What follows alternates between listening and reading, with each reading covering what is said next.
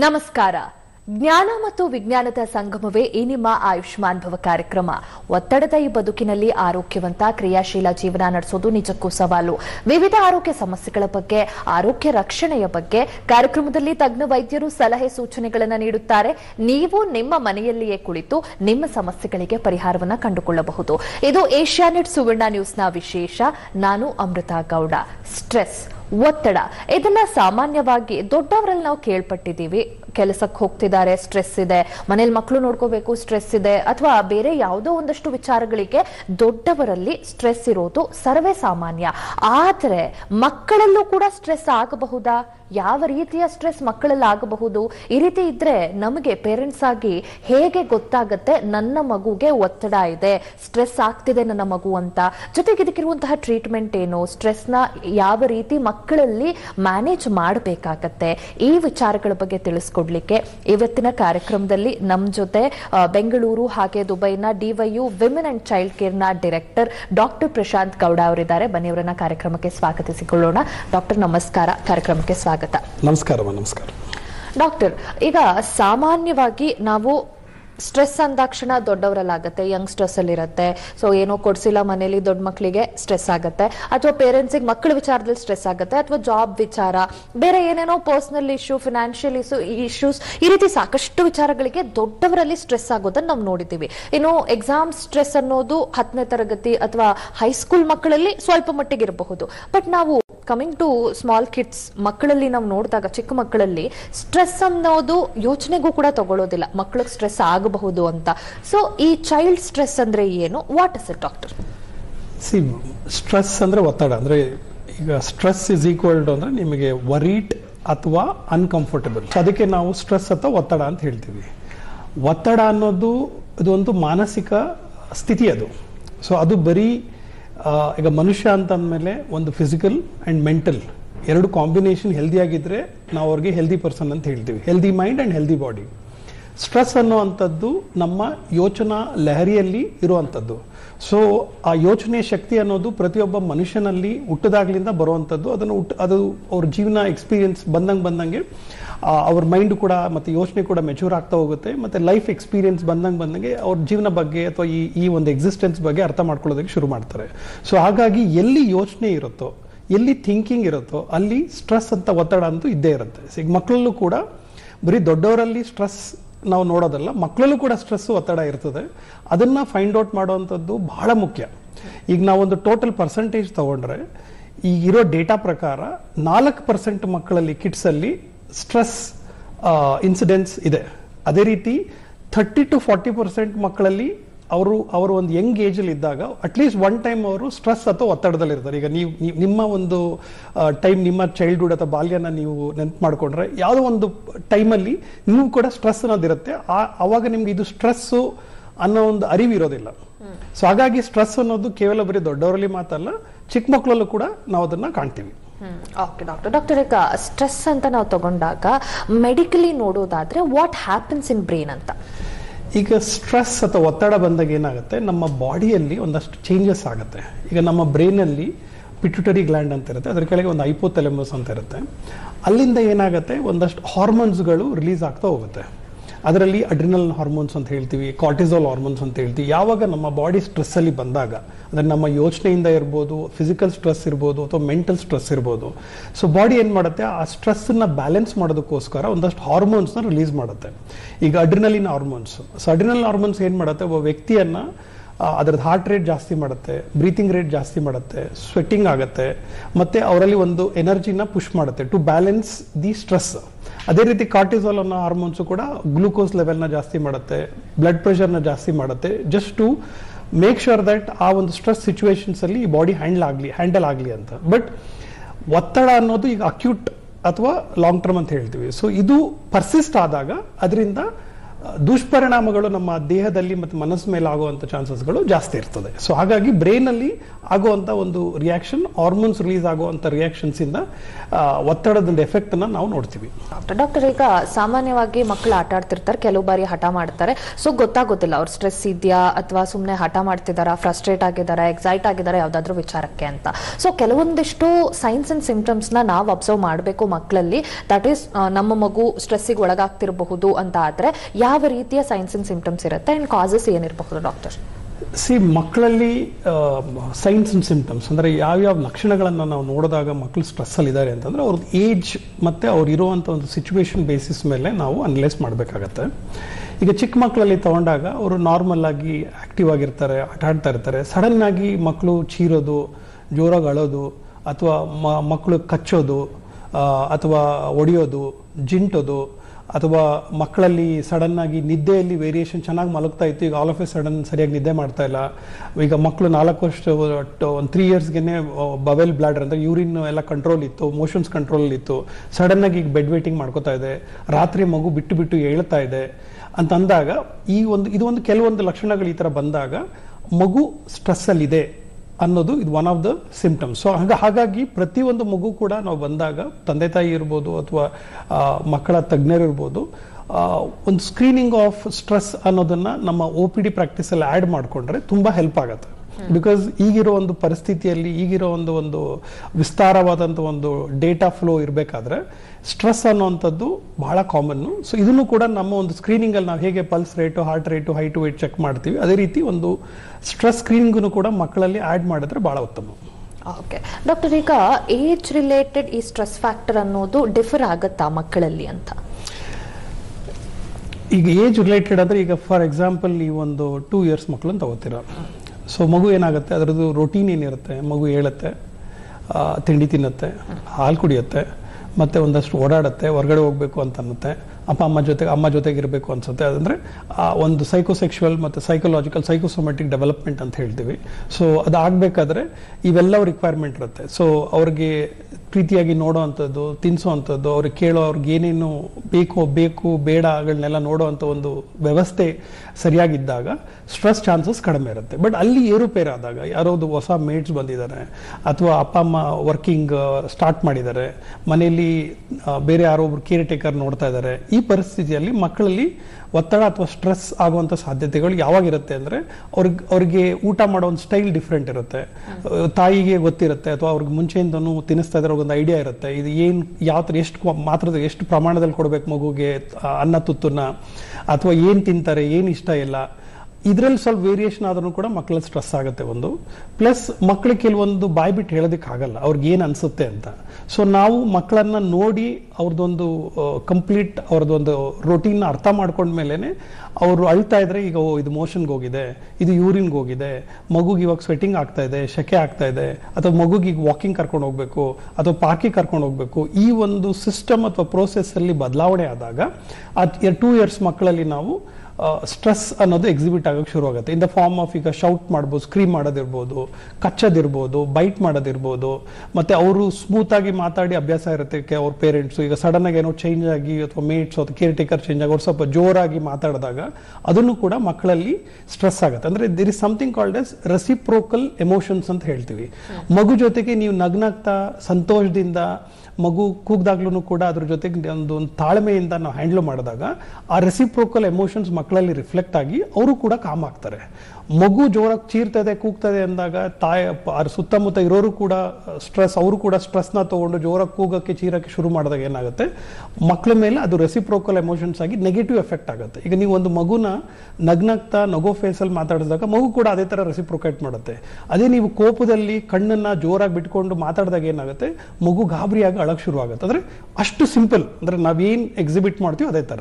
ಅದೇ ದೊಡ್ಡವರಲ್ಲಿ ಅಂತಂದ್ರೆ ಒಂದು ಮಿಡಲ್ ಏಜ್ ಅಂತ ಬಂದಾಗ, ಮಿಡ್ ಚೈಲ್ಡ್ಹುಡ್ ಅಂತ ಬಂದಾಗ, ಸ್ಕೂಲಲ್ಲಿ ಬುಲಿಂಗ್ ಇರ್ಬೋದು ಅಥವಾ ಸ್ಕೂಲ್ದೇ ಒಂದು ಸ್ಟ್ರೆಸ್ ಇರುತ್ತೆ. ಬೆಳಗ್ಗೆ ಎದ್ದೋಗಿ ಸ್ನಾನ ಮಾಡಿ ಅವ್ರಿಗೆ ಬುಕ್ಸ್ ಎಲ್ಲ ಹಾಕೊಂಡು ಹೋಮ್ವರ್ಕ್ ಕೇಳ್ತಾರೆ, ಅಥವಾ ಟೀಚರ್ಸ್ಗೆ ಕೆಲವೊಂದು ಅರ್ಥ ಆಗುತ್ತೆ ಮಕ್ಕಳಲ್ಲಿ, ಕೆಲವೊಂದು ಸಬ್ಜೆಕ್ಟ್ ಕೆಲವೊಂದು ಅರ್ಥ ಆಗಲ್ಲ, ಅಲ್ಲಿ ಏನಾದರೂ ಅವ್ರಿಗೆ ಸ್ಟ್ರೆಸ್ ಬರ್ಬೋದು ಅಥವಾ ಎಕ್ಸಾಮ್ ಸ್ಟ್ರೆಸ್ ಇರ್ಬೋದು. ಇದು mid childhood stress. Adolescent stress ಅಲ್ಲಿ ಏನಾಗುತ್ತೆ ಅಂದ್ರೆ ಅವ್ರು ನೀದರ್ ಅಡಲ್ಟ್ ನಾರ್ ಚೈಲ್ಡ್ ಆಗಿರ್ತಾರೆ. ಈಗ 10 ಇಯರ್ಸ್ ಆಗಿರೋ ಮೇಲಾಗಿರುವಂಥ ಮಕ್ಕಳಲ್ಲಿ ಅವ್ರಿಗೇನಾಗುತ್ತೆ, ನಾನು ಹೆಂಗೆ ಕಾಣಿಸ್ತಾ ಇದ್ದೀನಿ, ನಾನು ಚೆನ್ನಾಗಿ ಕಾಣಿಸ್ತಾ ಇಲ್ಲ, ನಾನು ಸಣ್ಣ ಆಗಬೇಕು, ಅಥವಾ ನಾನು ಸ್ವಲ್ಪ ದಪ್ಪ ಒಂದು ಬ್ಯೂಟಿ ಕಾನ್ಷಿಯಸ್ ಇರ್ಬೋದು, ಅಥವಾ ಫ್ಯಾಷನ್ ಕಾನ್ಷಿಯಸ್ ಇರ್ಬೋದು, ಅಥವಾ ಅವ್ರದ್ದು ಬಾಡಿ ಡಿಸ್ಮಾರ್ಫಿಸಮ್ ಇರುತ್ತೆ ಆ ಟೈಮಲ್ಲಿ, ಅಂದರೆ ಪ್ರಪೋರ್ಷನೇಟ್ ಆಗಿರಲ್ಲ, ಅದ್ರದ್ದು ಕಾನ್ಷಿಯಸ್ ಇರ್ಬೋದು, ಅವ್ರದ್ದು ವೇ ದೇ ಡ್ರೆಸ್ಸು. ಸೊ ಇದ್ರ ಸ್ಟ್ರೆಸ್ಗಳು ಕೂಡ ಆ ಮಕ್ಕಳಲ್ಲಿ ಬರುತ್ತೆ. ಅಂದರೆ ಪ್ರತಿಯೊಂದು ಏಜಲ್ಲೂ ಕೂಡ ಡಿಫ್ರೆಂಟ್ ರೀಸನ್ಸ್ಗಳಿಗೆ ಸ್ಟ್ರೆಸ್ ಬರುತ್ತೆ. ಬಟ್ ಸ್ಟ್ರೆಸ್ ಇಂದು ಒಂದು ಕಾಮನ್ ಏನಪ್ಪಾ ಅಂತಂದ್ರೆ ತಲೆಯಲ್ಲಿ ಒಂದಷ್ಟು ಹಾರ್ಮೋನ್ಸ್ ರಿಲೀಸ್ ಆಗುತ್ತೆ, ಬಿಹೇವಿಯರಲ್ ಚೇಂಜಸ್ ಆಗುತ್ತೆ, ಫಿಸಿಕಲ್ ಚೇಂಜಸ್ ಆಗುತ್ತೆ. ಅದನ್ನ ಹ್ಯಾಂಡಲ್ ಮಾಡೋದನ್ನು ಕೂಡ almost it's in a common way ಅಲ್ಲೇ ಕೂಡ ಅದನ್ನ ಮತ್ತೆ ನಾವು ಡಿಸ್ಕಸ್ ಮಾಡೋಣ. ಎಸ್ ಡಾಕ್ಟರ್, ಮತ್ತಷ್ಟು ಡೀಟೇಲ್ಸ್ ಅನ್ನ ಕೇಳಿ ತಿಳ್ಕೊತೀನಿ. ಅದಕ್ಕೂ ಮುಂಚೆ ಒಂದು ಬ್ರೇಕ್ ತಗೊಂಡು ಬರೋಣ. ಆಯುಷ್ಮಾನ್ ಭವ ಕಾರ್ಯಕ್ರಮ ಮುಂದುವರಿಯುತ್ತೆ ಪುಟ್ಟ ವಿರಾಮದ ಬಳಿಕ ಆಯುಷ್ಮಾನ್ ಭವ ಕಾರ್ಯಕ್ರಮಕ್ಕೆ ಮತ್ತೊಮ್ಮೆ ಸ್ವಾಗತ. ಡಾಕ್ಟರ್, ಈಗ ನಿಮ್ಮ ಎಕ್ಸ್ಪೀರಿಯನ್ಸ್ ಅಲ್ಲಿ ತುಂಬಾ ಮಕ್ಕಳನ್ನ ನೋಡಿರ್ತೀರಿ ಈ ತರ ಸ್ಟ್ರೆಸ್ ಆಗಿರೋರು, ಅಂಡ್ ಟ್ರೀಟ್ ಮಾಡಿದಿರಿ ಕೂಡ. ಬಟ್ ಕೆಲವೊಂದು ಅಡ್ವರ್ಸ್ ಕಾನ್ಸಿಕ್ವೆನ್ಸ್ ಆ ಮಗುವಲ್ಲಿ ಸಾಕಷ್ಟು ಬದಲಾವಣೆಗಳಾಗಿತ್ತು, ತುಂಬಾ ಸೀರಿಯಸ್ ಕೇಸ್ ಅಂತ ನೀವು ನೋಡಿರೋದಾದ್ರೆ ಯಾವ್ದು ಡಾಕ್ಟರ್? ಆ ಎಕ್ಸ್ಪೀರಿಯನ್ಸ್ ಅನ್ನ ಶೇರ್ ಮಾಡೋದಾದ್ರೆ. ನಾವು MBBS ಮಾಡಬೇಕಾದ್ರೆ ನಮ್ಮ ಒಂದು ಎಲ್ಲಿ ನಾನು ಉಳ್ಕೊಂಡಿದ್ನೋ ಅದ್ರ ಹಿಂದ್ಗಡೆ ಇಬ್ರು ಮಕ್ಕಳಿದ್ರು. ಒಬ್ಬಳು ಹೆಣ್ಮಗಳು ದೊಡ್ಡವಳು, ಅವರ ತಮ್ಮ ಚಿಕ್ಕವನಿದ್ದ. ಹೆಣ್ಮಗಳು ತುಂಬಾ ಫಾಸ್ಟ್ ಇದ್ಲು ಓದೋದ್ರಲ್ಲಿ, ಅವಳು ಸ್ಟೇಟ್ ರ್ಯಾಂಕ್ ತೆಗೆದಿದ್ಲು, ಮೆಡಿಕಲ್ ಸೀಟ್ನೂ ತಗೊಂಡ್ಲು. ಬಟ್ ಮನೇಲಿ ಏನಾಗ್ತಾ ಇತ್ತು, ಆ ಚಿಕ್ಕ ಅವನ ತಮ್ಮನಿಗೆ ಸ್ಟ್ರೆಸ್ ಜಾಸ್ತಿ ಆಗ್ತಾ ಇತ್ತು. ಎಲ್ಲಿಂದ ಸ್ಟ್ರೆಸ್ ಬರ್ತಾ ಇತ್ತು? Comparison stress. ನಿಮ್ಮ ಅಕ್ಕ ಅಷ್ಟು ಚೆನ್ನಾಗಿ ಓದ್ತಾಳೆ, ನೀನು ಅಷ್ಟು ಓದ್ತಾ ಇಲ್ಲ ಅಂತ ಹೇಳಿ ಅವನಿಗೆ ಕಾನ್ಸ್ಟೆಂಟ್ ಸ್ಟ್ರೆಸ್ ಬಂತು. 10th ಸ್ಟ್ಯಾಂಡರ್ಡ್ ಅಲ್ಲಿ ಆ ಹುಡುಗ ಫಸ್ಟ್ ಕ್ಲಾಸ್ ತಗೊಂಡ, ಬಟ್ ಡಿಸ್ಟಿಂಕ್ಷನ್ ತಗೊಳ್ಳಿಲ್ಲ. ಬಟ್ ಆ ಹುಡುಗನಿಗೆ ಎಷ್ಟು ಸ್ಟ್ರೆಸ್ ಆಗಿತ್ತು, ಬಿಲ್ಡಪ್ ಆಗಿತ್ತು ಅಂತಂದ್ರೆ ಹಿ ಕಮಿಟೆಡ್ ಸುಯಿಸೈಡ್. ಅಂದ್ರೆ ಅವನಿಗೆ ಯಾವುದೇ ಕಾಯಿಲೆ ಇರಲಿಲ್ಲ, he was Born healthy, he lived healthy.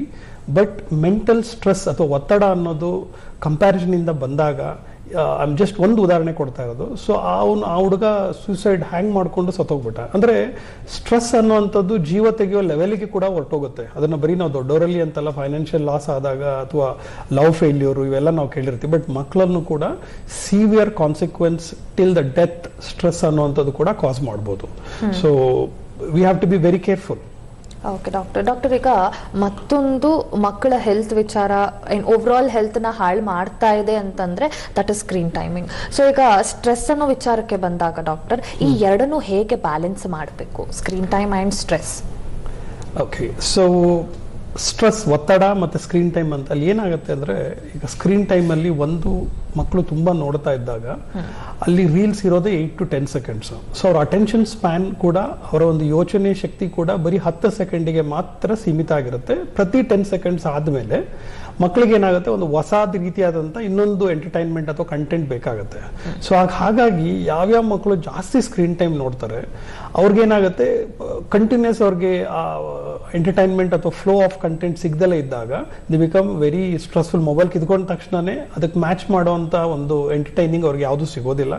ಆ ಟೈಮಲ್ಲಿ ಚೀರೋದು, ಕೂಗೋದು, ಕಚ್ಚೋದು, ಬಿಸಾಕೋದು, ಒಡೆಯೋದು, ಹಠ ಮಾಡೋದು, ತಿಂದಲೇ ಇರೋದು, ಸ್ಕೂಲ್ಗೆ ಹೋಗಲ್ಲ ಅನ್ನೋದು, ಟ್ಯೂಷನ್ ಮಾಡೋದಲ್ಲೇ ಟ್ಯೂಷನ್ಗೆ ಹೋಗಲ್ಲ ಅಂತ ಇದು ಮಾಡೋದು, ಇವೆಲ್ಲವೂ ಕೂಡ ಸ್ಕ್ರೀನ್ ಟೈಮ್ ರಿಲೇಟೆಡ್ ಸ್ಟ್ರೆಸ್ ಅಥವಾ ಒತ್ತಡ.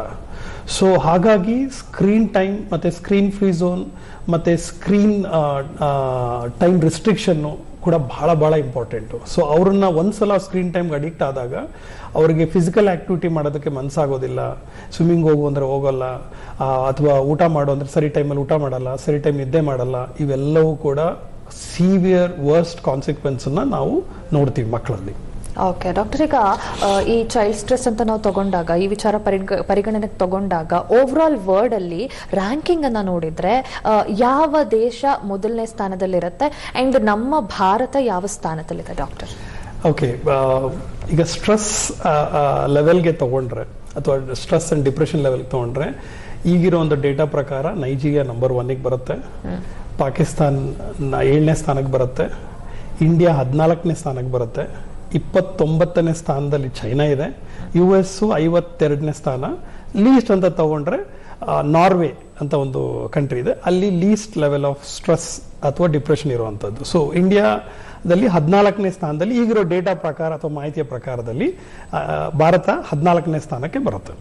ಓಕೆ ಡಾಕ್ಟರ್, ಈಗ ನಾವು ನಾರ್ಮಲ್ ಸ್ಟ್ರೆಸ್ ಅಂತ ಕನ್ಸಿಡರ್ ಮಾಡಿ ಅದು ಕ್ರಾನಿಕ್ ಸ್ಟ್ರೆಸ್ ಕಂಪೇರ್ ಮಾಡಿದ್ರೆ ಯಾವ ರೀತಿಯ ಡಿಫ್ರೆನ್ಸ್ ಅನ್ನ ನಾವಲ್ಲಿ ಹುಡುಕಬಹುದು ಅಂತ ಡಾಕ್ಟರ್? ಈಗ ನಿಮಗೆ normal stress versus toxic stress, ಈಗ ಸ್ಟ್ರೆಸ್ ಅಲ್ಲೂ ಕೂಡ ನಾರ್ಮಲ್ ಸ್ಟ್ರೆಸ್ ಮತ್ತು ಕ್ರಾನಿಕ್ ಸ್ಟ್ರೆಸ್ ಮತ್ತು ಟಾಕ್ಸಿಕ್ ಸ್ಟ್ರೆಸ್ ಅಂತ ನಾವು ಡಿವೈಡ್ ಮಾಡ್ಕೋತೀವಿ. ಇದು one of the ways of dividing. ಈಗ ನಾವು ಅದಕ್ಕೊಂದು ಉದಾಹರಣೆ ಕೊಡಬೇಕು ಅಂತಂದರೆ, ಈಗ ವೀಣೆಯಲ್ಲಿರುವಂಥ ಒಂದು ತಂತಿ, ಅದನ್ನು ಒಂದು ಸ್ಟ್ರೆಸ್ಸಲ್ಲಿ ಕೊಟ್ಟಾಗ ಒಳ್ಳೆ ಒಂದು ಮ್ಯೂಸಿಕ್ ಹೊರಗಡೆ ಬರ್ತದೆ. ಅದನ್ನೇ ನೀವು ಜಾಸ್ತಿ ಟೈಟ್ ಮಾಡಿದಾಗ ಏನಾಗುತ್ತೆ, ಆ ಸ್ಟ್ರಿಂಗು ಒಡೆದೋಗ್ಬಿಡುತ್ತೆ ಅಥವಾ ಮುರಿದೋಗ್ಬಿಡುತ್ತೆ. ಸೊ ಹಾಗಾಗಿ ನಮ್ಮ ಒಂದು ಜೀವನದಲ್ಲೂ ಕೂಡ ಗುಡ್ ಸ್ಟ್ರೆಸ್ ಅನ್ನೋವಂಥದ್ದು ಬಹಳ ಇಂಪಾರ್ಟೆಂಟ್. ಅಂತಂದರೆ ಗುಡ್ ಸ್ಟ್ರೆಸ್ ಇದ್ರೇ ಕೂಡ ನಮ್ಮ ಗಾಡಿ ಒಂದು ಮುಂದೆ ಹೋಗೋದು. ಅಂದರೆ ನಮ್ಮ ಯೋಚನೆ ಶಕ್ತಿ ಇರ್ಬೋದು, ಕಾಂಪಿಟೇಟಿವ್ನೆಸ್ ಇರ್ಬೋದು, ಅಥವಾ ಒಂದು ಆಂಬಿಷನ್ ಅಂತ ಇರ್ಬೋದು, ಅಥವಾ ಒಂದು ಪ್ರೋಗ್ರೆಸ್ ಅಂತ ಇರ್ಬೋದು. ಅದಕ್ಕೆ ನಾವು ಗುಡ್ ಸ್ಟ್ರೆಸ್ ಅಂತ ಹೇಳ್ತೀವಿ.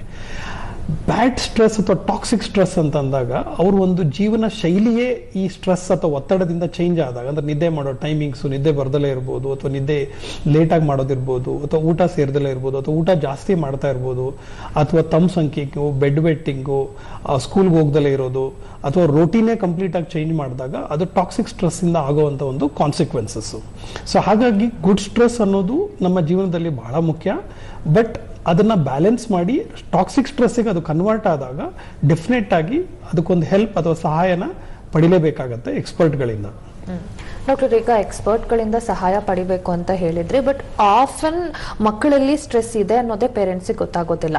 ಏನೋ ಬೇಕು ಅಂತ ಆ ಮೂಮೆಂಟಿಗೆ ಅವರು ಟ್ಯಾಂಟ್ರಮ್ನ ಥ್ರೋ ಮಾಡ್ತಿದ್ದಾರೆ ಅನ್ನೋ ಒಂದು ಮೆಂಟಾಲಿಟಿಯಲ್ಲಿ ಅವ್ರು ಇರ್ತಾರೆ. ಸೊ ಈ ವಿಚಾರನ ಪರಿಗಣನೆಗೆ ತಗೊಂಡು ನನ್ನ ಮಗುಗೆ ಕೌನ್ಸಿಲಿಂಗ್ ಬೇಕಾಗಿರುತ್ತೆ ಅಥವಾ ಎಕ್ಸ್ಪರ್ಟನ್ನ ಭೇಟಿ ಮಾಡಿಸ್ಬೇಕಾಗತ್ತೆ ಅಂತ ತಿಳ್ಕೋಬೇಕು ಅಂತಂದ್ರೆ ಅಲ್ಲಿ ಪೇರೆಂಟ್ಸ್ ರೆಸ್ಪಾನ್ಸಿಬಿಲಿಟಿ ಎಷ್ಟು ಇರಬೇಕಾಗತ್ತೆ, ಎಷ್ಟು ಇಂಪಾರ್ಟೆಂಟ್ ಆಗುತ್ತೆ ಡಾಕ್ಟರ್? ಮಗು ಒಂದು ಜೀವನದಲ್ಲಿ ತಂದೆ ತಾಯಿಯ ಒಂದು ಮಹತ್ವ ಬಹಳ ಇದೆ. ಅಂದರೆ ಮಗು ಹೊಟ್ಟೆ ಒಳಗೆ ಮಗು ಬರೋಕ್ಕಿಂತ ಮುಂಚೆಯಿಂದ ತಾಯಿಯ ಆರೋಗ್ಯ, ಪ್ರೆಗ್ನೆಂಟ್ ಆಗೋ ಮುಂಚೆ ಭಾಳ ಇಂಪಾರ್ಟೆಂಟು, ಪ್ರೆಗ್ನೆಂಟ್ ಆದಮೇಲೆ ಅದು ರೀತಿಯಾಗಿ ಹೇಗೆ ಮೇಂಟೈನ್ ಮಾಡ್ತಾರೆ ಪ್ರೆಗ್ನೆನ್ಸಿ, ಅಲ್ಲೂ ಕೂಡ ಭಾಳ ಇಂಪಾರ್ಟೆಂಟು. ಡೆಲಿವರಿ ಟೈಮಲ್ಲಿ ಕರೆಕ್ಟ್ ಟೈಮ್ ಡೆಲಿವರಿ ಆಗಬೇಕು, ಅಲ್ಲೂ ಸ್ವಲ್ಪ ಹೆಚ್ಚು ಕಮ್ಮಿ ಆದ್ರೂ ಕೂಡ ಮಕ್ಕಳ ಒಂದು ಗ್ರೋತ್ ಡೆವಲಪ್ಮೆಂಟಲ್ಲಿ ಅಫೆಕ್ಟ್ ಆಗುತ್ತೆ. ಮಗು ಹುಟ್ಟಿದ ಮೇಲೆ ಅವ್ರಿಗೆ ನ್ಯೂಟ್ರಿಷನ್ ಕೊಡೋದಿರ್ಬೋದು. ನ್ಯೂಟ್ರಿಷನ್ ಅನ್ನೋದು ಕೇವಲ ಬರೀ ದೇಹಕ್ಕೆ ಮಾತ್ರ ಅಲ್ಲ, ಮನಸ್ಸಿಗೂ ಕೂಡ ನ್ಯೂಟ್ರಿಷನ್. ಅಂದರೆ ಏನು ಅವರು ಮಗುಗೆ ವಿಚಾರಗಳನ್ನ ಹಾಕ್ತಾರೆ, ಅಂದರೆ ಅದೇ ಹೇಳೋದು, ಯಾವಾಗಲೂ ಹೇಳ್ತೀನಿ, ತಂದೆ ತಾಯಿ ಕೈಯಲ್ಲೇ ಇರೋದು. ಮಗನ ನೀವು ಒಸಾಮಾ ಬಿನ್ ಲಾಡನ್ ಮಾಡ್ತಿರೋ ಅಥವಾ ಒಬಾಮಾ ಮಾಡ್ತಿರೋ, ನೀವು ಕೊಡೋ ಅಂಥ ಒಂದು nutrition to the mind and body decides. So ಹಾಗಾಗಿ ತಂದೆ ತಾಯಿಯ ಮಹತ್ವ ದೊಡ್ಡದು. ಮಗುಗೆ ಕ್ವೈಟ್ ಪ್ಲೇಸಸ್ಸಲ್ಲಿ ಇಟ್ಕೊಂಡು ಅವ್ರದ್ದೊಂದು ಅವರ ಚಲನೆ ವಲನೆ ಹಾವಭಾವ ಎಲ್ಲದನ್ನು ನೋಡಿ ಅವರು ಅನಾಲಿಸಿಸ್ ಮಾಡಿ ಕನ್ಕ್ಲೂಷನ್ ಮಾಡಿ ಅವರು ಒಂದು ಅದಕ್ಕೊಂದು ಪರಿಹಾರ ಕೊಡೋದಕ್ಕೆ ಪ್ರಯತ್ನ ಪಡ್ಬೋದು. ಅಥವಾ ಅವ್ರ ಕೈಲಿ ಆಗ್ತಾ ಇಲ್ಲ ಅಂತ ಅಂದಾಗ ಸೈಕಾಲಜಿಸ್ಟ್ ಇರ್ಬೋದು, ಪೀಡಿಯಾಟ್ರಿಷಿಯನ್ಸ್ ಇರ್ಬೋದು, ಯಾವುದೇ ಒಂದು ಸ್ಪೆಷಲ್ ಎಕ್ಸ್ಪರ್ಟ್ಸ್ ಜೊತೆಗೆ ಡಿಸ್ಕಸ್ ಮಾಡಿದ್ರೆ ಅಲ್ಲೂ ಕೂಡ ಅವ್ರಿಗೆ ಪರಿಹಾರ ಮಕ್ಕಳ ಬಗ್ಗೆ ಸಿಗುತ್ತೆ. ಓಕೆ ಡಾಕ್ಟರ್, ಮತ್ತಷ್ಟು ಡೀಟೇಲ್ಸ್ ಅನ್ನ ಈ ವಿಚಾರವಾಗಿ ತಿಳ್ಕೊತೇನೆ. ಅದಕ್ಕೂ ಮುಂಚೆ ಮತ್ತೊಂದು ಬ್ರೇಕ್ ತಗೊಂಡ್ ಬರೋಣ. ಆಯುಷ್ಮಾನ್ ಭವ ಕಾರ್ಯಕ್ರಮ ಮುಂದುವರಿಯುತ್ತೆ ಮತ್ತೊಂದು ಪುಟ್ಟ ವಿರಾಮದ ಬಳಿಕ. ಈಗ ನಮ್ಮ ಮಗು ಈಗ ಸೂಸೈಡಲ್ ಆಗಿರಬಹುದು ಅಥವಾ ತುಂಬಾ ಕ್ವೈಟ್ ಆಗಿದೆ, ಈ ರೀತಿ ಒಂದಷ್ಟು ನಾವು ಸೈನ್ಸ್ ಅಂಡ್ ಸಿಂಪ್ಟಮ್ಸ್ ನ ಗಮನದಲ್ಲಿ ಇಟ್ಕೋಬೇಕು. ಈ ವಿಚಾರದ ಬಗ್ಗೆ ಯೋಚಿಸಬೇಕು. ಮಗುವಿನ ವೆಲ್ ಬೀಯಿಂಗ್ ಅನ್ನ, ಮೆಂಟಲ್ ವೆಲ್ ಬೀಯಿಂಗ್ ಅನ್ನ ನಾವು ಪದೇ ಪದೇ ಚೆಕ್ ಮಾಡ್ತಿರ್ಬೇಕು ಅಂತಂದ್ರೆ ಅದನ್ನ ಹೇಗೆ ತಿಳ್ಕೊಳ್ಳೋದು ಡಾಕ್ಟರ್? ಇದು ಮೆಂಟಲ್ ವೆಲ್ನೆಸ್ನ ಚೆಕ್ ಮಾಡಬೇಕಂದ್ರೆ ಇಟ್ಸ್ ಎ ಕಾನ್ಸ್ಟೆಂಟ್ ಪ್ರೋಸೆಸ್. ಅಂತಂದರೆ ಮಗು ಒಂದು ಪೂರ್ತಿ 24 hours ಯಾರು ಪೇರೆಂಟ್ಸ್ ಅಥವಾ ಕೇರ್ ಟೇಕರ್ಸ್ ಜೊತೆಗಿರ್ತಾರೆ ಅವ್ರು ಅದನ್ನು ಅಬ್ಸರ್ವ್ ಮಾಡ್ತಾ ಇರಬೇಕು. ಕೆಲವೊಂದು ಮಕ್ಕಳಲ್ಲಿ ಚೇಂಜಸ್ ಆದಾಗ ಅವ್ರು ಎಕ್ಸ್ಪ್ರೆಸ್ ಮಾಡೋದಕ್ಕೆ ಪ್ರಯತ್ನ ಪಡ್ತಾರೆ. ಈಗ for example comparison stress between the siblings ಇರ್ಬೋದು. ಅದೊಂದು ಸ್ಟೋರಿ ಹೇಳಿರೋ ಪ್ರಕಾರದಲ್ಲಿ ತಗೊಂಡ್ರೆ ಕಾನ್ಸ್ಟೆಂಟ್ ಆಗಿ ಚಿಕ್ಕದ್ರಿಂದನೂ ಕೂಡ ಕಂಪೇರ್ ಮಾಡುವಂಥದ್ದು. ಅಂದರೆ ಒಂದು ಮಗು ಚೆನ್ನಾಗಿ ಮಾಡ್ತದೆ, ಇನ್ನೊಂದು ಮಗು ಎಜುಕೇಷನ್ ಚೆನ್ನಾಗಿಲ್ಲ ಅಂತ ಬಂದಾಗ ಯಾವಾಗಲೂ ಕೂಡ ಪ್ರತಿಯೊಂದು ಮಕ್ಕಳನ್ನು ಕೂಡ ಇಂಡಿವಿಜುವಲ್ ಆಗಿ ನಾವು ಟ್ರೀಟ್ ಮಾಡಬೇಕು. ಇಂಡಿವಿಜುವಲ್ ಆಗಿ ಅವ್ರನ್ನ ಗ್ರೋತ್ ಆ್ಯಂಡ್ ಡೆವಲಪ್ಮೆಂಟ್ ಮಾಡಬೇಕು. ಬಿಕಾಸ್ ಈಗ ಈಗ ಡಾಕ್ಟರ್ ಪ್ರಶಾಂತ್ ಅಂತ ಏನು ಹುಟ್ಟಿದ್ದಾರೆ, ನಾನು ಒಬ್ಬನೇ ಇರೋದು. ಸೊ ಅದು ನಾನು ಹೇಗಿರಬೇಕು ಹಾಗೆ ಇರಬೇಕು. ನಾನು ಇನ್ನೊಬ್ಬರನ್ನ ಕಂಪೇರ್ ಮಾಡುವಂಥ ಒಂದು ಮನಸ್ಥಿತಿನ ಅಥವಾ ಕಂಪ್ಯಾರಿಸನ್ನ ಯಾರು ಕೂಡ ತರಿಸಬಾರ್ದು. ಸೊ ಅದೇ ರೀತಿ ಮಕ್ಕಳನ್ನ ಬೆಳೆಸಬೇಕಾದ್ರೆ ನಿಮ್ಮ ಮಗು ಯೂನಿಕ್ ಆ್ಯಂಡ್ ಸ್ಪೆಷಲ್. ಅವ್ರಿಗೆ ಒಬ್ಬ ಒಂದು ಮನುಷ್ಯನಿಗೆ ಎಲ್ಲ ಗುಣಗಳು ಎಲ್ಲ ವಿದ್ಯೆಗಳು ಬಂದ್ಬಿಟ್ರೆ ಅವ್ನು ದೇವರಾಗ್ಬಿಡ್ತಾನೆ. ಸೊ ಹಾಗಾಗಿ ನಾವು ದೇವರಲ್ಲ ಅನ್ನೋದಕ್ಕೋಸ್ಕರ ಮನುಷ್ಯನಾಗಿ ಇಲ್ಲಿ ಹುಟ್ಟಿರುವಂಥದ್ದು. ಸೊ ಹಾಗಾಗಿ ಕೆಲವೊಂದು ನಮಗೆ ವೀಕ್ನೆಸ್ ಇರ್ಬೋದು, ಕೆಲವೊಂದು ನಮ್ಮ ಸ್ಟ್ರೆಂತ್ ಇರ್ಬೋದು, ಕೆಲವೊಂದ್ರಲ್ಲಿ ನಾವು ಚೆನ್ನಾಗಿರ್ಬೋದು, ಕೆಲವೊಂದ್ರಲ್ಲಿ ನಾವು ಕಡಿಮೆ ಇರ್ಬೋದು. ಸೊ ಪ್ರತಿಯೊಂದು ಮಕ್ಕಳಲ್ಲೂ ಕೂಡ first thing as A parent ಅಥವಾ ಕೇರ್ ಗಿವರ್ ಅಂತ ಬಂದಾಗ ಕಂಪ್ಯಾರಿಸನ್ನ ಮಾಡಬಾರ್ದು, ಮಾಡಕೂಡ್ದು. ಬರೀ ಅವರ ಹುಟ್ಟಿರುವಂಥ ಮಕ್ಕಳಲ್ಲಿ ಅಂತಲ್ಲ, ಹೊರಗಡೆ ಇರೋ ಮಕ್ಕಳಲ್ಲೂ ಕೂಡ ಮಾಡಬಾರ್ದು. ಈಗ major reason for stress in present situation ನೀವು ಯಾರನ್ನಾರ ತಗೊಳ್ಳಿ, ಅಕಾಡೆಮಿಕ್ಸ್ ಇಸ್ ಒನ್ ಪಾರ್ಟ್. ಅವರು ನನ್ಗಿಂತ ಚೆನ್ನಾಗಿ ಈಗ ಇನ್ನೊಂದು ಸ್ಟಾರ್ಟ್ ಆಗಿರೋದು ನನ್ಗಿಂತ ಚೆನ್ನಾಗಿ ರೀಲ್ಸ್ ಮಾಡ್ತಾರೆ ಅವ್ರ ವ್ಯೂಸ್ ಜಾಸ್ತಿ ಇದೆ, ನನ್ನ ವ್ಯೂಸ್ ಕಡಿಮೆ ಇದೆ. ಜೀವನ ಅನ್ನೋವಂಥದ್ದು ಬರೀ ರೀಲ್ಸು ನಂಬರ್ ಆಫ್ ಪೀಪಲ್ ನೋಡೋದ್ರಿಂದ ಆಗುವಂಥದ್ದಲ್ಲ. ಮನಸ್ಸನ್ನ ಬಿಚ್ಚಿ ಮಗು ಹೇಗಿದೆಯೋ, ಹೇಗೆ ಹುಟ್ಟಿದೆಯೋ, ಹೆಂಗೆ ಕಾಣಿಸುತ್ತೋ ಹಾಗೆ ಅದನ್ನ ಅಕ್ಸೆಪ್ಟ್ ಮಾಡಿ ಅವ್ರಿಗೆ ಏನೇನು ಪಾಸಿಟಿವ್ನೆಸ್ ಇದೆ, ಅವ್ರಿಗೆ ಏನೇನು ವೀಕ್ನೆಸ್ ಇದೆ, ಅವ್ರಿಗೆ ಹೆಂಗಿದ್ದಾರೆ ಹಂಗೆ ಅಕ್ಸೆಪ್ಟ್ ಮಾಡಿದಾಗ ಈ ಸ್ಟ್ರೆಸ್ ಅನ್ನೋವಂಥದ್ದು ಭಾಳ ಕಡಿಮೆ ಆಗುತ್ತೆ. ಇದು ತಂದೆ ತಾಯಿಯ ರೋಲು. ಸಮಾಜದಲ್ಲೂ ಕೂಡ ಕಂಪ್ಯಾರಿಸನ್ ಮಾಡಬಾರ್ದು. ಈಗ ಒಬ್ರು ನಾ ಹೇಳ್ದಂಗೆ ಅವ್ರದ್ದು ಯಾವ್ದೋ ರೀಲ್ಸಲ್ಲಿ ಎಷ್ಟೋ ವ್ಯೂಸ್ ಬಂತು, ಇವ್ರದ್ದು ಯಾರೋ ರೀಲ್ಸಲ್ಲಿ ಕಡಿಮೆ ವ್ಯೂಸ್ ಬಂತು, ಅಥವಾ ಇವ್ರ ಫಾಲೋವರ್ಸ್ ಕಡಿಮೆ ಇದೆ. ಈ ಸ್ಟ್ರೆಸ್ಗಳು ಸ್ಪೆಷಲಿ ವಿತ್ ಅಡೋಲಸೆಂಟ್ ಮತ್ತು ಮಿಡಲ್ ಯಂಗರ್ ಏಜ್ ಪಾಪ್ಯುಲೇಷನ್ಸಲ್ಲಿ ಜಾಸ್ತಿ ಇರುವಂಥದ್ದು. ಸೊ ಇದನ್ನೆಲ್ಲ ತೆಗಿಬೇಕು. ಜೀವನ ಅನ್ನೋದು ಬರೀ ಈ ವಿಚಾರಗಳಲ್ಲಿ ನಡೆಯುವಂಥದ್ದಲ್ಲ. ನಾವು ಎಷ್ಟು ನೆಮ್ಮದಿಯಾಗಿರ್ತೀವಿ, ನಮ್ಮ ಮನಸ್ಸಿನೊಳಗಡೆ ಮತ್ತು ಹೊರಗಡೆ ನಾವು ಹೇಗೆ ಅದನ್ನು ವ್ಯಕ್ತಪಡಿಸ್ತೀವಿ ಅನ್ನೋದು ಭಾಳ ಇಂಪಾರ್ಟೆಂಟ್. ಇದ್ರ ಬಗ್ಗೆ ಗಮನ ಕೊಟ್ಟಾಗ, ನಮ್ಮ ಒಂದು ವ್ಯಕ್ತಿತ್ವದ ಬಗ್ಗೆ, ನಮ್ಮ ಒಂದು ಮಾನಸಿಕ ಸ್ಥಿತಿ ಬಗ್ಗೆ ನಾವು ಗಮನ ಕೊಟ್ಟಾಗ ಇವೆಲ್ಲವನ್ನು ಬ್ಯಾಲೆನ್ಸ್ ಮಾಡೋದಕ್ಕೆ ಈಸಿ ಆಗುತ್ತೆ. ಎಸ್ ಡಾಕ್ಟರ್ ಇನ್ನು ಕೊನೆಯದಾಗಿ ಈ ಸ್ಟ್ರೆಸ್ ಅನ್ನ ಹ್ಯಾಂಡಲ್ ಮಾಡೋದು ಹೇಗೆ? ಈಗ ಮೈನರ್ಸ್ ಅಂದ್ರೆ ಹೇಗೋ ಅವ್ರಿಗೆ ಬುದ್ಧಿ ಹೇಳಿ, ತಿಳುವಳಿಕೆ ಹೇಳಿ ತಿಳಿಸಬಹುದು, ಬಟ್ ಚಿಕ್ಕ ಮಕ್ಳಿಗೆ ತಿಳ್ಸೋಕ್ ಆಗೋದಿಲ್ಲ. ಸೊ ದಟ್ ಅಲ್ಲಿ ಪೇರೆಂಟ್ಸ್, ನೀವು ಹೇಳ್ದಂಗೆ ಸೊಸೈಟಿ ಅಂಡ್ ಸ್ಕೂಲ್ ನ ಜವಾಬ್ದಾರಿ ಆಗಿರುತ್ತೆ ಮಕ್ಕಳಿಗೆ ಈ ಸ್ಟ್ರೆಸ್ ಅನ್ನ ಹ್ಯಾಂಡಲ್ ಮಾಡೋದು ಹೇಗೆ ಅಂತ ತಿಳಿಸ್ಕೊಡೋದು, ಅಂಡ್ ಸ್ಟ್ರೆಸ್ ಇದೆಯಾ ಅನ್ನೋದನ್ನ ಐಡೆಂಟಿಫೈ ಮಾಡೋದು. ಸೊ ಹೇಗೆ ಹ್ಯಾಂಡಲ್ ಮಾಡಬೇಕು ಡಾಕ್ಟರ್ ಇದೆಲ್ಲವನ್ನ? Stress handling, managing of stress ಅಂತ ಬಂದಾಗ, ಈಗ ಅವ್ರಿಗೆ first we have to find the reason. ಯಾವ ಒಂದು ಕಾರಣಕ್ಕೋಸ್ಕರ ಅವರು ಸ್ಟ್ರೆಸ್ಸಲ್ಲಿದ್ದಾರೆ, ಒತ್ತಡದಲ್ಲಿದ್ದಾರೆ. ಅದು ಚಿಕ್ಕದಿರ್ಬೋದು ಅಥವಾ ದೊಡ್ಡದಿರ್ಬೋದು. ಅದನ್ನು ಫಸ್ಟ್ ಐಡೆಂಟಿಫೈ ಮಾಡಬೇಕು. ಅದನ್ನು ಐಡೆಂಟಿಫೈ ಮಾಡೋಕ್ಕೆ, ಅಥವಾ ಮಕ್ಕಳು ಅದನ್ನು ವ್ಯಕ್ತಪಡಿಸ್ತಾ ಇಲ್ಲ ಅಂತ ಬಂದಾಗ ಅವ್ರ ಜೊತೆಗೆ ಟೈಮ್ ಸ್ಪೆಂಡ್ ಮಾಡಬೇಕು. ಕ್ವೈಟ್ ಟೈಮ್ ಅಂದರೆ ಜಸ್ಟ್ ಅವ್ರ ಜೊತೆಗಿದ್ದು ಅಬ್ಸರ್ವೇಷನ್ ಮಾಡಬೇಕು. ಅಲ್ಲಿಂದನೇ ಜೊತೆಗಿದ್ದು ಮತ್ತು ಸ್ವಲ್ಪ ಟೈಮ್ ಕೊಟ್ಟಾಗ, ಈ ಕಾಲ ಅನ್ನೋದು, ಸಮಯ ಅನ್ನೋದು ಕೊಟ್ಟಾಗ ಎಲ್ಲದಕ್ಕೂ ಒಂದು ಪರಿಹಾರನ ಕೊಡುತ್ತೆ. ಸೊ ಹಾಗಾಗಿ ನೀವು ಟೈಮ್ ಕೊಡಬೇಕು. ಮತ್ತು ಟೈಮ್ ಸ್ಪೆಂಡ್ ಮಾಡಿದಾಗ, ಅವ್ರ ಜೊತೆಗಿದ್ದಾಗ ಆ ಕಾಲನೇ ಅದಕ್ಕೆ ಪರಿಹಾರನ ಕೊಡುತ್ತೆ. ಅದೇ ರೀತಿ ಮಕ್ಕಳಲ್ಲಿ ಈಗ ಸ್ಕ್ರೀನ್ ರಿಲೇಟೆಡ್ ಟೈಮ್ ಸ್ಟ್ರೆಸ್ ಬಂದಾಗ ಮಕ್ಕಳಿಗೆ ಹೈಪರ್ ಆಕ್ಟಿವಿಟಿ ಅಥವಾ change in environment, change in care taker ಇವೆಲ್ಲ ಬಂದಾಗ ಅಲ್ಲೂ ಕೂಡ ಮೇನ್ ಆಗಿ ಅದು ಅವ್ರಿಗೆ ಯಾವ ಪ್ರೀವಿಯಸ್ ಕೇರ್ ಟೇಕರ್ ಹೇಗೆ ನೋಡ್ತಾ ಇದ್ರು, ಅವ್ರದ್ದು ಪ್ಯಾಟರ್ನ್ ಏನಿತ್ತು ಅನ್ನೋದನ್ನ ಮತ್ತೆ ಈಗ ಹೊಸ ಕೇರ್ ಟೇಕರ್ಸ್ಗೆ ಅದನ್ನು ನಾವು ಟೀಚ್ ಮಾಡಿದಾಗ ಅಥವಾ ಅವ್ರಿಗೊಂದು ಟ್ರೈನಿಂಗ್ ಕೊಟ್ಟಾಗ ಅಲ್ಲೂ ಕೂಡ ಸಾಲ್ವ್ ಮಾಡ್ಬೋದು. So first and most important thing ಅಂದಾಗ, ನಿಮ್ಮ ಮನಸ್ಸು, ನಿಮ್ಮ ದೇಹದ ಬಗ್ಗೆ ನೀವು ಆದಷ್ಟು ಆಸಕ್ತಿ ತೋರಿಸ್ಬೇಕು. ಅದನ್ನು ಚೆನ್ನಾಗಿ ಇಟ್ಕೊಳ್ಳೋದಕ್ಕೆ, ಅದಕ್ಕೆ ಬೇಕಾಗುವಂಥ ಎಲ್ಲ ಎಫರ್ಟ್ ನೀವು ಚೆನ್ನಾಗಿದ್ದರೆ ನಿಮ್ಮ ಫ್ಯಾಮಿಲಿ ಚೆನ್ನಾಗಿರುತ್ತೆ, ನಿಮ್ಮ ಫ್ಯಾಮಿಲಿ ಚೆನ್ನಾಗಿದ್ದರೆ ದೇಶ ಚೆನ್ನಾಗಿರುತ್ತೆ. ಸೊ ನಿಮ್ಮ ಮನಸ್ಥಿತಿ ಸರಿ ಇಲ್ಲ ಅಂತ ಬಂದಾಗ ನಿಮ್ಮ ಸುತ್ತಮುತ್ತಲ ಎಲ್ಲರ ಮನಸ್ಥಿತಿನೂ ಕೂಡ ಅದು ಚೇಂಜ್ ಮಾಡೋ ಒಂದು ಕೆಪಾಸಿಟಿ ಇರೋದ್ರಿಂದ ನಮ್ಮ ಒಂದು self care, self development, self fitness ಬಗ್ಗೆ ಮಕ್ಕಳಲ್ಲಿ ಈ ಒಂದು ಅರಿವನ್ನ ಮೂಡಿಸಿದಾಗ ಭಾಳಷ್ಟು ಹೆಲ್ಪ್ ಆಗುತ್ತೆ. ಅದೇ ಬಸವಣ್ಣವ್ರು ಹೇಳ್ತಾರೆ, ಅಂದರೆ ದೇಹವೇ ದೇಗುಲ, ನಿನ್ನ ಮನಸ್ಸೇ ದೇವರು, ನೀನು ಅರಿತರೆ ನೀನೇ ದೇವ ಆಗ್ಬಿಡ್ತೀಯ ಅಂತ. ಸೊ ಹಾಗಾಗಿ ನಮ್ಮನ್ನು ನಾವು ಆದಷ್ಟು ಆ ಒಂದು ಸೆಲ್ಫ್ ಕಾನ್ಷಿಯಸ್ನೆಸ್, ಸೆಲ್ಫ್ ಕೇರ್ ಬಂದಾಗ ಡೆಫಿನೆಟ್ ಆಗಿ ಈ ಒಂದು ಸ್ಟ್ರೆಸ್ ಅನ್ನೋದನ್ನು ಹ್ಯಾಂಡಲ್ ಮಾಡೋದಕ್ಕೆ ಹೆಲ್ಪ್ ಆಗುತ್ತೆ. ಈಗ ನಿಮ್ಗೆ ಏನೂ ಅರ್ಥ ಆಗಲಿಲ್ಲ, ಈಗ ನಾವು ಹೇಳಿದ್ದು ಎಲ್ಲ ತುಂಬ ಸ್ಪಿರಿಚುವಲ್ ಆಗಿತ್ತು, ಹೈ ಲೆವೆಲ್ ಇತ್ತು ಅಂತಂದರೆ ಅಟ್ಲೀಸ್ಟ್ ತಂದೆ ತಾಯಿಗೆ ಮಕ್ಕಳು ಹೇಳ್ಬೋದು, ಅಥವಾ ತಂದೆ ತಾಯಿಗೆ ಅರ್ಥ ಆಗಲಿಲ್ಲ ಅಂತಂದರೆ ಅವ್ರ ಫ್ರೆಂಡ್ಸ್ ಜೊತೆಗೆ ಒಂದು ಮಾತಾಡ್ಬಂದ್ರೆ ಅದನ್ನು ಶೇರ್ ಮಾಡಿದಾಗ, ಆ ಎಕ್ಸ್ಪರ್ಟ್ ಜೊತೆಗೆ ಒಂದು ಒಪಿನಿಯನ್ ತಗೊಂಡಾದಾಗ ಆಟೋಮೆಟಿಕ್ ಆಗಿ ಈ ಸ್ಟ್ರೆಸ್ ಅನ್ನೋದನ್ನು ನಾವೆಲ್ಲರೂ ಒಟ್ಟಿಗೆ ಸೇರಿ ಇದನ್ನು ಹ್ಯಾಂಡಲ್ ಮಾಡ್ಬೋದು. Doctor, thank you so much. ಇವತ್ತಿನ ಕಾರ್ಯಕ್ರಮದಲ್ಲಿ ಈ ಚೈಲ್ಡ್ ಸ್ಟ್ರೆಸ್ ಅನ್ನೋದು ಬಹಳ ಇಂಪಾರ್ಟೆಂಟ್ ಮ್ಯಾಟರು. ತುಂಬ ಜನಕ್ಕೆ ಹೇಗೆ ಹ್ಯಾಂಡಲ್ ಮಾಡೋದು ಅನ್ನೋದೇ ಗೊತ್ತಿರೋಲ್ಲ. ಅದ್ರ ಬಗ್ಗೆ ತಿಳಿಸ್ಕೊಟ್ರಿ. Thank you so much for joining us today. Thank you. ನಮಸ್ಕಾರ. ನೋಡಿದ್ರಲ್ಲ ವೀಕ್ಷಕರೇ, ಇದಾಗಿತ್ತು ಈ ಹೊತ್ತಿನ ವಿಶೇಷ. ನೇರ, ದಿಟ್ಟ, ನಿರಂತರ ಸುದ್ದಿಗಾಗಿ ನೋಡ್ತಾ ಇರಿ ಏಷ್ಯಾನೆಟ್ ಸುವರ್ಣ ನ್ಯೂಸ್.